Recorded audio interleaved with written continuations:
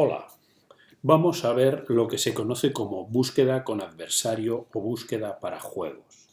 Hay un juego de dos jugadores en el que el ordenador juega el papel de un jugador, mientras que el otro jugador es un humano. Este es el resumen de lo que vamos a ver en este vídeo. Las condiciones básicas de la búsqueda con oponente para juegos, la estructura básica del juego, los algoritmos que calculan la mejor jugada, el problema del efecto horizonte, la función de evaluación, las extensiones singulares y algunos comentarios sobre el programa Deep Blue. Bien, los juegos que vamos a considerar son de dos jugadores con perfecta información. Esto quiere decir que cada jugador conoce toda la información del contrario y no hay elementos aleatorios. Ejemplos de programas con completa información son el ajedrez, las damas, el Otelo, y ejemplos de juegos con información incompleta pues son los juegos un poco de donde se oculta información como póker o bridge. Bien, hay programas campeones del mundo para juegos que son con los campeones del mundo, como las damas o el Otelo. Otros programas tienen muy buen rendimiento para el ajedrez, como el programa Deep Blue, que ganó en 1997 al campeón del mundo. Y el ajedrez había sido un objetivo para la inteligencia artificial desde sus inicios. Está clara la importancia económica del tema y el desafío que supone buscar en espacios enormes, de millones y millones de nodos. Bien, la estructura básica para representar un juego entre dos jugadores es lo que se denomina el árbol de juegos. Cuando le toca jugar al jugador A, que representamos aquí con este cuadradito, representamos todas las posibles jugadas como sus sucesores.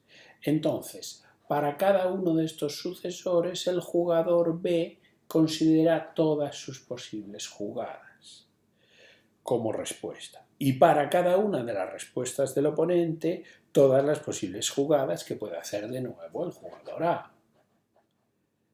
etc. En este árbol se alternan los jugadores por niveles y los sucesores de un nodo son todas las posibles jugadas. Bien, por ejemplo, en este ajedrez simplificado, donde hay un tablero 4x4 y dos reyes, si le toca mover al rey blanco, las posibles sucesores de ese estado son todos los posibles movimientos del rey blanco. Y a esos movimientos, a cada uno de esos movimientos, veremos las posibles respuestas que puede hacer el rey negro, los posibles movimientos que puede hacer el rey negro. Este es el árbol de juegos. Bien, supongamos que desarrollamos nuestro árbol de juegos hasta posiciones ganadoras y perdedoras. Y las etiquetamos como un +1 si gana el cuadradito, el A, o -1 si gana el jugador este, el círculo este, que es el jugador B. Y 0 si hay tablas. Lo que vamos a hacer es mover la valoración de los estados terminales hacia arriba en el árbol hasta llegar a la raíz. Si cada jugador elige el movimiento que más le conviene, vemos que el jugador B ha de coger el mínimo de la valoración de sus descendientes, mientras que el jugador A ha de coger el máximo de la valoración de sus descendientes. El programa que propaga hacia arriba estos pesos es el algoritmo Minimax. Como ya he comentado, hay dos valores en los nodos terminales y hay dos tipos de nodos, el maximizador y el minimizador. Minimax es un algoritmo conceptualmente simple. Se expande el árbol, se evalúan los nodos terminales y se propagan los valores hacia arriba. Esta sencilla descripción corresponde a una búsqueda en anchura.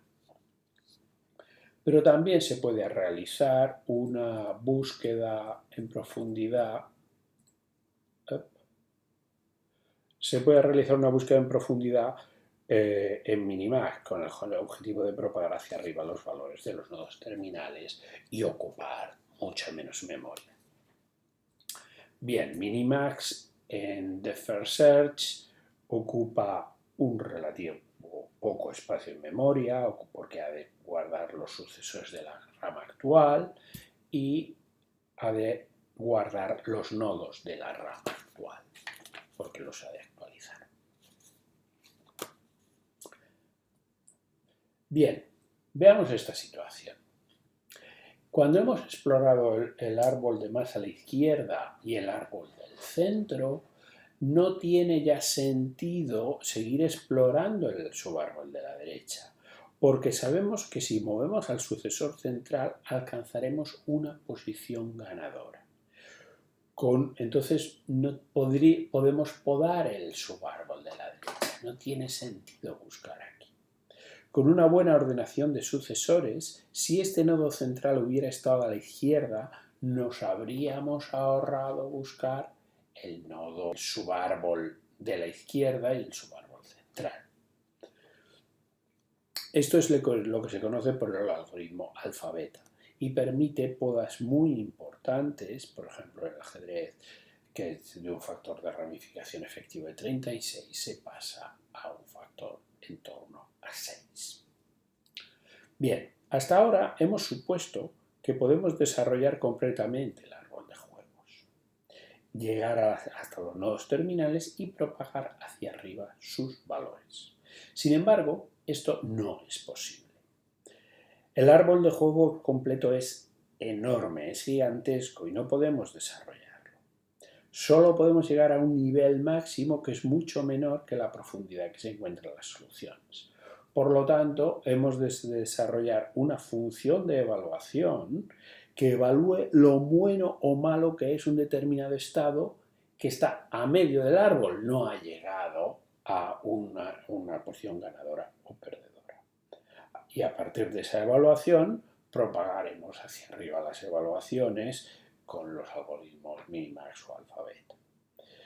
En el caso del ajedrez, la función de evaluación es compleja, incluye el número de piezas de cada jugador, su distribución, movilidad, etc. Un caso muy simple de una función de evaluación para ajedrez es simplemente sumar las piezas que contiene cada jugador utilizando esta valoración que es bastante estándar. Y entonces la función de evaluación pues sí puede ser simplemente suma de blancas menos negras partido por suma de blancas más suma de negras.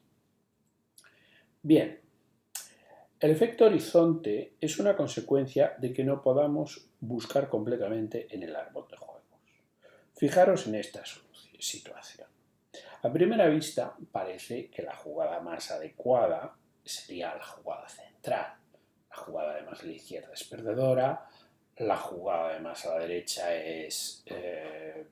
no es perdedora completamente, pero parece más atractiva la jugada del centro. Pero realmente lo que sucede es que está retrasando una mala evaluación que aparece en el horizonte tras la búsqueda. Fijaros, si estos nodos, si este subárbol de aquí nos llevara siempre a posiciones perdedoras y eso lo detectamos detrás del horizonte, esto es lo que se denomina el efecto horizonte. El problema que queremos evitar está detrás del horizonte y no lo podemos ver, la búsqueda no lo puede detectar. La solución genérica a este problema consiste en buscar un poco más profundo, pero claro, eso implica que una complejidad bastante inasumible. Bien, en ajedrez el efecto horizonte es relativamente frecuente porque hay muchas jugadas que pueden retrasar los problemas, ¿no? Y la aproximación que parece más atractiva es una aproximación selectiva. Identificar unos pocos nodos de toda la enorme cantidad de nodos en la frontera del árbol en donde se debe profundizar más. Y eso es lo que se conoce como las extensiones singulares. Vamos a ver qué es esto de las extensiones singulares. Veamos esta situación. Fijaros, aquí tenemos una decisión, la decisión final, que sería 0,3, depende únicamente de este nodo. ¿Por qué? Aquí lo que se ha hecho ha sido minimizar y aquí se ha maximizado. O sea, depende, este 0,3 viene de este nodo de aquí. Y este nodo de aquí tiene una diferencia significativa con el resto de sus hermanos. Entonces, cuando esta situación sucede, la idea de extensión singular es buscar más debajo de ese nodo. No buscar en todo el árbol, sino solamente debajo de ese nodo. Buscar a un nivel más. Bien, el programa Deep Blue para jugar al ajedrez fue desarrollado por un equipo de IBM.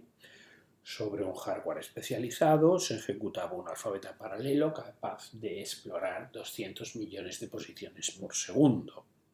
Dotado de extensiones singulares, quiescencia, una función de evaluación sofisticada y una librería de aperturas y finales, fue capaz de vencer al campeón del mundo, Kasparov, en 1997.